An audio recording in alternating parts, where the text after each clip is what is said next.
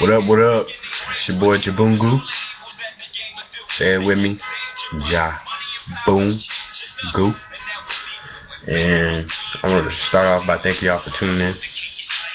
Thanks y'all for listening. I'm gonna just ask y'all to hear me out. You know. Let me tell you about myself real quick. I'm 19 with a fat dream. It's my second year in college. Let me share y'all dream with me. I'm gonna share y'all. I'm sharing my dream with y'all. So I want y'all to think about this. Imagine a league. No offense, Jay-Z, but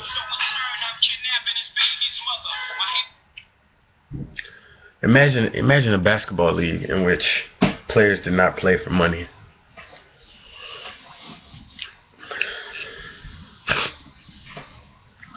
Y'all imagining it?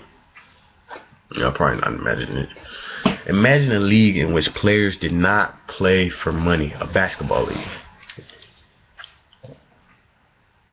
What does that mean? What are they playing for? Okay. Imagine a league in which players are not playing for money, but rather for their community.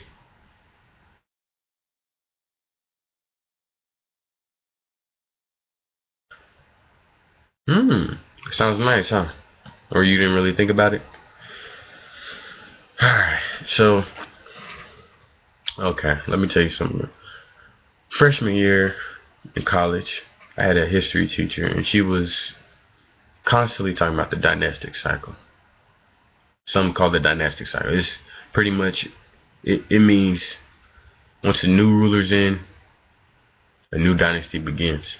And the concept is pretty much stating that no number ones last forever. No one's number one forever. Greatness doesn't last forever. There's a cycle. And for example, America wasn't great forever and won't be great forever, and that's evident because where we're headed right now. But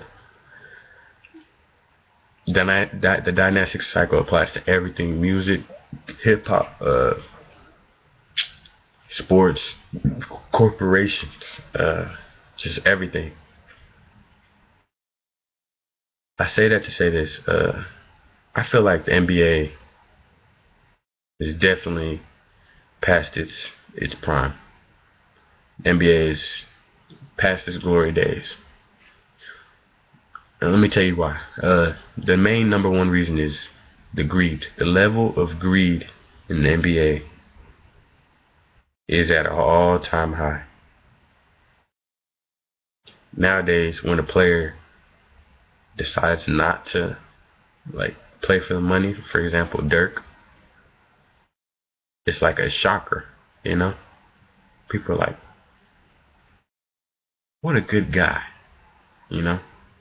Like, you could count the players that aren't playing for money. Dirk, Haslam.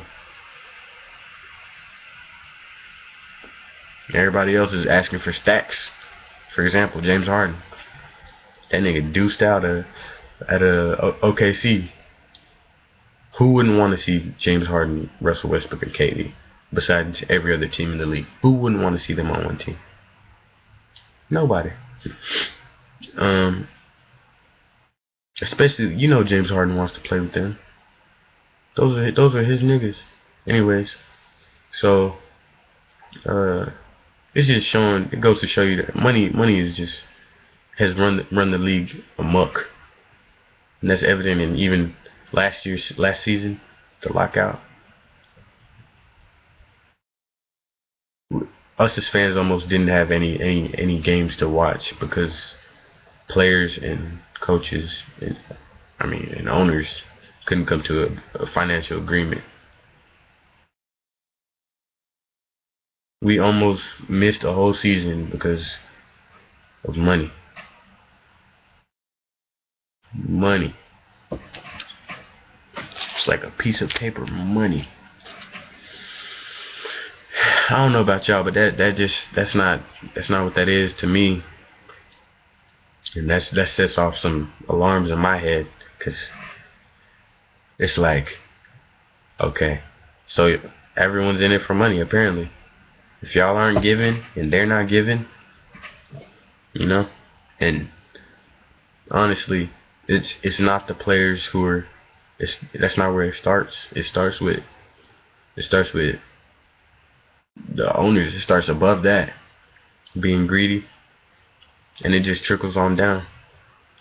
Now the league is infected with greed, and all it is about the money. Players nowadays, what they're thinking is, let me get in and get as much money as I can, and let me get out. Chuck up the deuces. That's an atrocious mindset for something like basketball. Atrocious. Ask any coach. Selfishness has no place in basketball. So my next problem with the league, which isn't as major but it's also major. David Stern is micromanaging the league, and it has become ridiculous. He's treating all these grown ass men like little boys. Grown ass men. Kids, families, responsibilities. Treating them like little boys. What was that? 2003 when he said the shorts were too long. Players weren't sagging. Their shorts were too long. He said your shorts are too long. Like a father. You know how your father gets onto you for what you're wearing, or your mother. What kind of stuff is that? They're grown ass men. That micromanaging bullshit is also prevalent in, or was evident in Popovich's situation. Popovich got fined for sitting his players, for resting them. Let Pop coach, nigga. Let that nigga do him. If he's coaching, right? He's the coach. He is. Let him coach. Let him sit his players if he wants to sit them. Who gets fired if he's not producing results? He does. So let that man make his decisions. Not only because of that, but also because what's one of the most beautiful things about life is just everyone bringing whatever they can bring to the table. Whether it's whatever genre, like basketball. Let Pop do that. Let him bring his own style. Let him do him. Let him come into the game and leave the game. Is he not a legend? Let him come into the game and leave the game. And we'll say Popovich coached like Popovich. Popovich, this is Popovich style. Because that's when things become beautiful. Everyone's bringing in their own style. Players, coaches, owners. Bring your own style to the game, and that'll make the game so much better. If you're expressive, let the player express himself. If he's not expressive, if he's a quiet leader, let him quietly lead. Like KD, if that's what he does, or whatever. But just let players be them. Let coaches be them. Everyone's an individual, not only because of that, but simply because we're all equals. David Stern is above nobody in life. No one's above. LeBron is not above George Hill. Okay, most of y'all are like, yeah, he is. That nigga's great. But nah, like, we're all humans. We're all equal. Let us be ourselves. Let George Hill do him.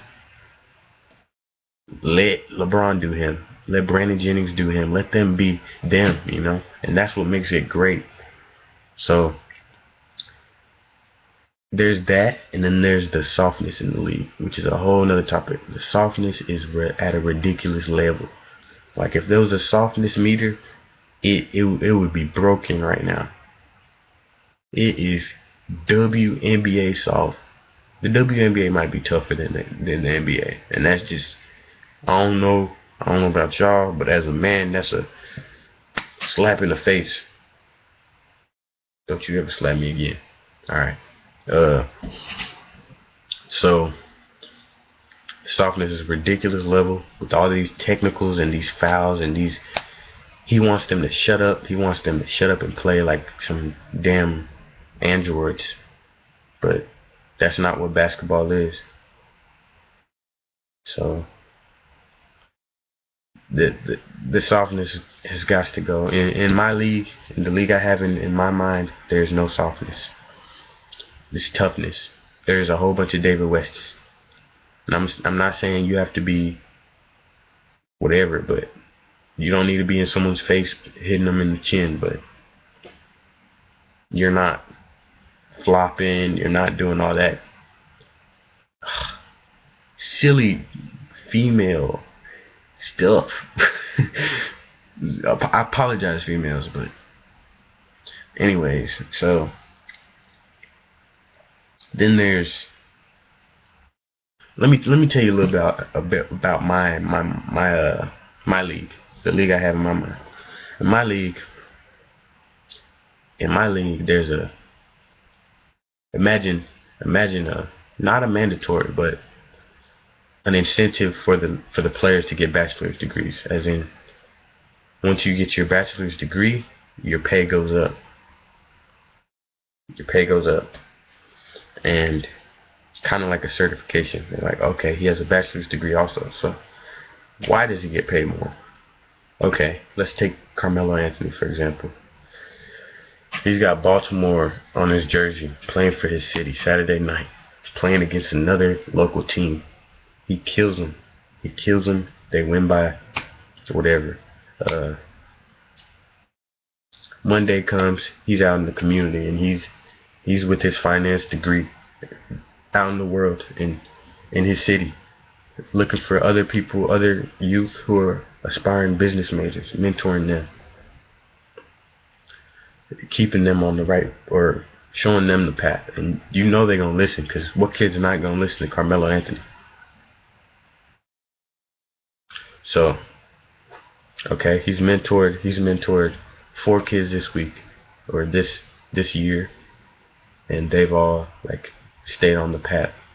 Okay, he takes his degree, and Tuesday he's a financial advisor with that degree, which is why he got it. Now he's helping out families financially, just organizing their financial situations, helping out families in the hood.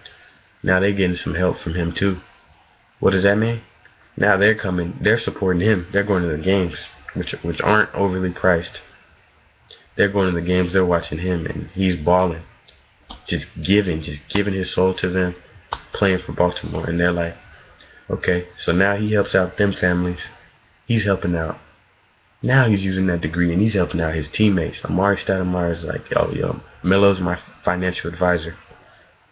It's like, okay, he is. That's what's up. So now it's creating jobs for each other. Okay, 32 teams in the league, 12-man roster. Say 8 of them have bachelor's degrees on every roster. They're going back to their communities, and they're helping out their communities with all their heart, and they're pouring whatever it is. Whether it's, okay, he went to film school, now he's advising films. He opened up a film school now, and now there's film students, and now he's advising them. Whatever it is, he's helping them out. It's just a beautiful thing. The community's boosted. It's league toughness. The rivalries are back. Manhattan versus whatever.